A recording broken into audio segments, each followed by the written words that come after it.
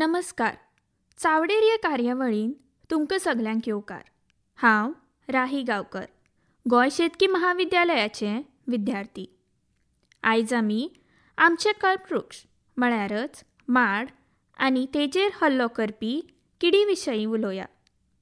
नाल्ल फक्त गोंयकारांक एक पीक न्हय, तर आमच्या गोंयच्या अस्मितायेचो आनी अर्थवेवस्थेचो महत्वाचो भाग आसा.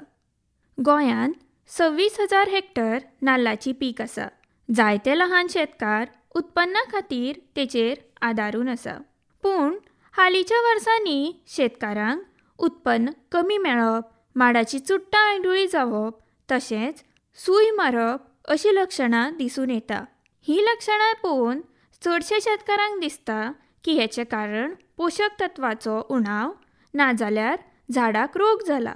पूण हेचें मूळ कारण रोग किंवा पोशक तत्वाची कमी न्हय, तर वेगवेगळ्या जातींच्या किड्यांनी केलेल्या हल्ल्या लागून जाता. माडाची सामान्य कीड म्हणल्यार rhinoceros beetle, red palm weevil, spiralling whitefly, eriophyid mite आनी ब्लॅक हेडेड कॅटरपिलरय दिसून येता. आयज आमी हेतूंतल्यान 4 मुखेल किडी विशयी जाणून घेवया, जी rhinoceros beetle, red palm weevil, eriophyid mite आनी स्पायरलिंग व्हायटफ्लाय अशी आसा. ह्यो सगल्यो किडी माडाक कशें नुकसान करता, त्यांची लक्षणां कितें आनी तेंचें वेवस्थापन कशें करप तें आमी मुखार पळोवया. सगळ्यान पयलीं म्हणल्यार रायनोसरस बीटल, जेका बुंगुल्लो किंवा गेंड्या बुंगो म्हणटा.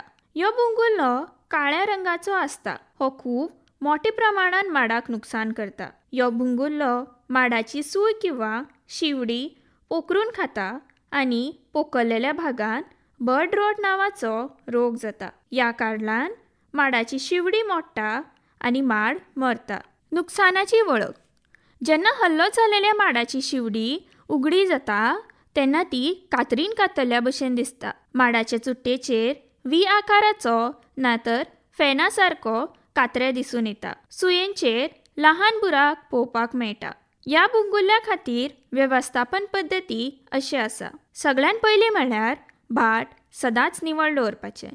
भाटान कितें माडाचे कुडके, शेणखत तशेंच कुसणारे पदार्थ सांठोवन दवरप ना, कारण अशा जाग्यांनी हे किडे आपली तांतयां घालता आनी तेंची संख्या वाडटा. बुंगुल्ले दिसपाक लागले जाल्यार छत्रेचो आकाराचे हूक घेवन ते मॅन्युअली काडपाचे. त्याच प्रमाणे भाटान फेरोमोन ट्रॅप्स लावप. ही एक नवीन पद्दत आसा, ती वापरूं शकता, जेतून रायनोलूर वापरता. कार्बारील हे कीटकनाशक आनी रेवेचो मिश्रण करून आमी माडाच्या कवळान घालपाक शकता, जेणे करून कीड जेन्ना माडाक नुकसान करपाक येतलो तो येणे पयस वयतलो. बायोपेस्टिसायड जशी की मेटारायझियम एनिसोप्ली ही फंगाय म्हणल्यारच बुरशी आमी वापरूंक शकता. दुसरी कीड आसा ती रेड पाम विविल.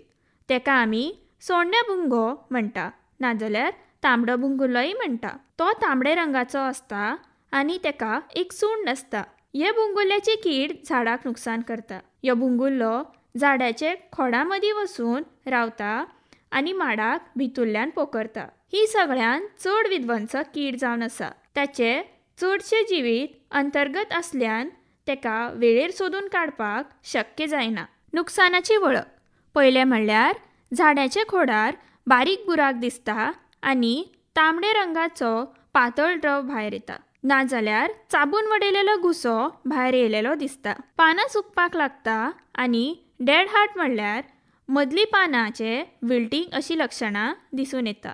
हेचे वेवस्थापन म्हणल्यार सगळ्यान पयलीं माडाक खापां घालप टाळप, कारण घायो जाले उपरांत तेतूंतल्यान जो द्रव भायर पडटा तो ह्या बुंगुल्ल्याक अट्रॅक्ट करता आनी तिची मादी तेतून तांतयां घालता. लक्षणां दिसता तेन्ना माडाक बुराक मारून इमिडाक्लोप्रीड नाजाल्यार स्पिनोसेड हे अशे कीटनाशक घालूं शकता. हांगा बीन आमी फेरोमोन ट्रॅप्स वापरूं शकता. येतून फेरोलूर वापरप. पिड्यार जालेले माड भाटान दवरप ना आनी ते जाळून वडोवप. तिसरो म्हणल्यार इरिओफायड मायट. हेची लक्षणां म्हणल्यार नाल्लाचेर त्रिकोण आकाराचे ऐडुळे अशे पॅचीस दिसून येता. नेक्रोटीक टिश्यूज म्हणल्यार सेल्स मरप आनी नाल्ल चिरकुटल्या सारको दिसता. नाल्लाचो आकार बारीक जाता. नाल्लासान चिकट अशें गम तरेचे पदार्थ भायर येतना दिसता.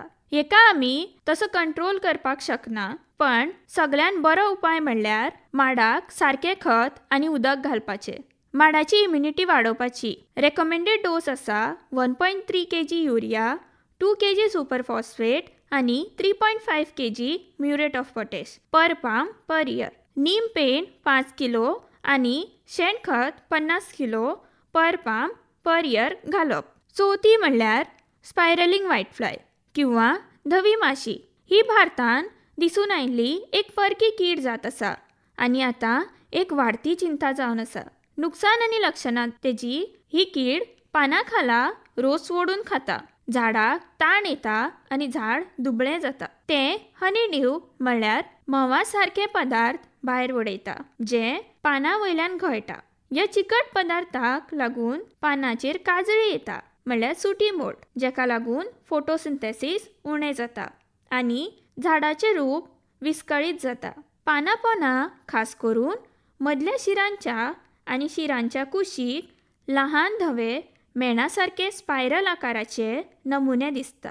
झाडाची पानां अळडुळी जाता आनी वेळेच्या पयलीं गळून पडटा आनी पीक उणें जाता. हेचें वेवस्थापन करपाक पयलीं म्हणल्यार नेमान पानां खाला तपासणी करा. समज असो लागलेलो दिसले किडे जाल्यार ती चुट्टां काडून वडया. नीम ऑयलची फवारणी करा व साबू उदकाचें मिश्रण पानां खाला फवारपाचें.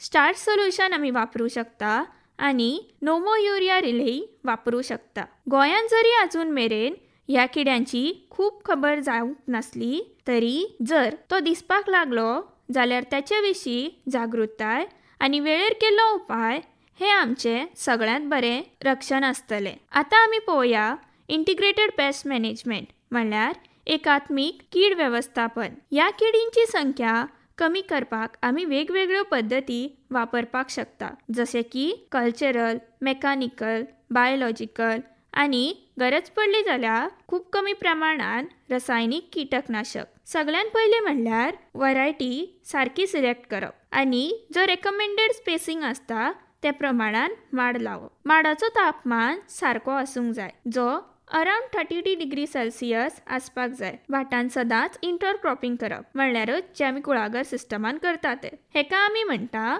Ecological engineering. दिसांतल्यान एकदां भाटान फावट मारप आनी माडांचेर किडींच्या हल्ल्याचे लक्षणां दिसता जाल्यार पळोवप. भाट सदांच निवळ दवरप. मेलेले माडाचे कुडके, सुकलेली चुट्टां सांठोवन दवरप ना. शेणाची गायरी भाटाच्यान सदांच पयस बांदप. माडाक खांपां घालप टाळची. फेरोमोन ट्रॅप वापर करपाचे आनी ह्या किडींक नियंत्रणान दवरप. हे फेरोमोन ट्रॅपाचे लूर दर 3 म्हयन्यांनी बदलपाचे आनी जे माडाचे कुडके नाल्यार चुट्टी तितून घालता ते दर आठवड्याक बदलपाचे. जैवीक घटकांचो उपयोग करून ह्या किडींची दाखय कमी करप. आनी शेवटाय जेन्ना ह्यो किडी ETL म्हणल्यार इकॉनॉमिक थ्रेशोल्ड लेवलच्या वयर डॅमेज करता तेन्ना मागीर रासायनीक कीटनाशकांचो जपून वापर करपाचो. जितलो रेकमेंड केला तितलोच वापरपाचो. श्रोतानो, आमचे माड मोलादीक आसा.